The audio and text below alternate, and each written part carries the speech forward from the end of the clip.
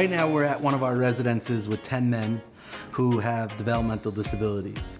We work on a range of daily life skills, every aspect of their life. The staff and everybody works hard at making sure that they have the best care and the best lives as possible. Liberty One, they're here today to maintain the home. Liberty One provides a full suite of building-related services from janitorial, housekeeping, building maintenance, and anything facilities related.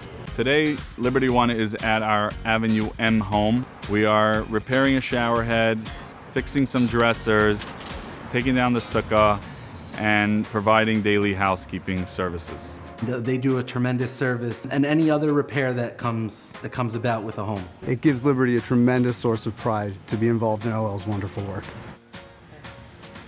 Bye. Right now we're here at the Fort Hamilton Women's Residence located in the Borough Park. The goal of the program is psycho-rehabilitation and for them to learn the skills to become independent.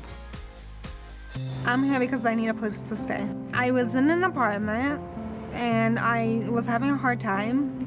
I was dealing with depression and loneliness, and I called my counselor and said that I wanted to move back to the residence. And she said, okay, so we'll call the head of the residence and we'll see if you can go to the apartment. I feel very good. I feel taken care of. I feel safe. I feel happy. I feel like I can take care of myself. Typically, the rehabilitation process is 2 years, sometimes shorter, sometimes a little longer. So it's all client-centered, person-centered.